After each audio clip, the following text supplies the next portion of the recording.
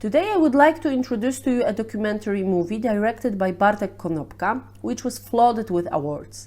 The movie tells the story of rabbits who settled near the Berlin Wall and who became, involuntarily, witnesses and participants of political changes. In the movie, we can see the world from the viewpoint of these animals, who observe people's peculiar behaviors, raising of the Berlin Wall, their attempts to compromise and to reach the other side of the wall. After another wall was built, the rabbits were closed in their own guarded preserve. The story of those little animals symbolizes the lives of people living near the Berlin Wall. You certainly know a lot about the Berlin Wall, but let me introduce its history to you.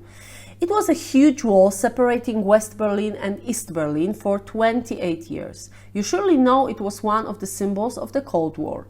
It fell on the night of 9th November 1989, and it symbolized the fall of communism in Central Europe. Another symbol of this event is associated with the history of Poland. On 28th of November 1989, Joanna Szczepkowska, a Polish actress, declared on TV: Proszę Państwa, 4 czerwca 1989 roku skończył się w Polsce komunizm. Ladies and gentlemen, on the 4th of June 1989, the communism in Poland ended. 4th of June 1989 marks the date of the first round of the first partially free elections after World War II in Poland. The opposition, led by Lech Wałęsa, won the elections. Non-party candidates, the one who did not represent the communists, won 161 seats in Polish Sejm and 99 out of 100 seats in Polish Senate. You can see a very interesting exhibition in European Solidarity Center in Gdańsk. If you are ever by the Polish Sea, you have to visit it. When it comes to the wall, you can see still some parts of it in various places of Berlin. You can also visit some places associated with this period, such as Checkpoint Charlie Museum, one of the most popular border crossings between the western and the eastern part of Europe. A few years ago in Berlin there emerged a very interesting place called Die Mauer, and it's a huge panoramic painting which shows the Berlin Wall from the 80s. You can also hear sounds coming from behind the wall. It was painted, prepared by the German artist Jadegar Assisi. But enough about the wall. Now let me tell you something about Bartek Konopka, the director of the Rabbit à la Berlin. In 2002, he graduated from the Department of the Radio and Television of the University of Silesia in Katowice. If you listen to my podcast, you know that its current name is Krzysztof Kieślowski's Film School. His debut movie was Goat Walker, in which the director showed a vision similar to the one in The Rabbit. But in Goat Walker, goats were watching a mundane life of Polish village. Rabbit à la Berlin was made in 2009 and it proved Konopka's skills.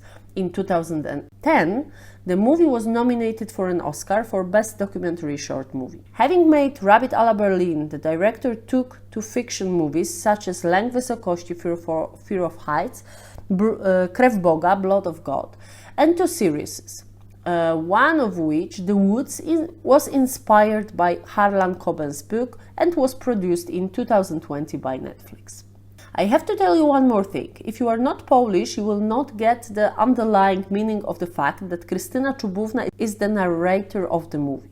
Her voice is remarkable for Polish people, as she is famous voice-over speaker in wildlife documentaries. The additional twist will probably go unnoticed for foreign viewers, but it does not affect the movie at all. Most of all, Rabbit à la Berlin is an excellent history lesson which everyone should see. I should also explain you the Polish title, which is Królik po berlińsku. It refers to a particular type of dishes which uses an adverb po, which is followed by an adjective indicating a country, for example, ryba po grecku, fish a la Grek, or a city, jajko po wiedeńsku, egg a la Vienna, or Vienna-style egg. A similar analogy can be seen in the English title, in which the term a la refers to the way of serving food in particular countries or cities. You have to know that this adverb po is very, very common in the names of in the names of Polish dishes. So if you will be in Polish restaurant, you will see a lot of things done in some particular style, so po. Jajko po szkocku, ryba po grecku, śledź po japońsku, fasolka po bretońsku, kawa po turecku, sernik po wiedeńsku, and so on and so on. As a conclusion, I would like to read to you a few opinions about the movie expressed by my students. My Georgian students said that it is a great movie. It seems to be about the life of the rabbits, but actually the most important thing is the idea of how people lived back then. The movie is good. It's such a pity it hasn't received an Oscar. Her friend said, such a great documentary. It is an unusual movie with an original metaphor. Everyone should watch it. One of my Ukrainian students said, we can see that the director is talented. No unnecessary replicas and shots were used in the movie. The movie is short and the message is very clear. I understood the symbolic meaning of the rabbit straight away. I hope that my and my students' recommendations are interesting enough for you to watch Rabbit à la Berlin. Have a nice screening and see you in the next episode.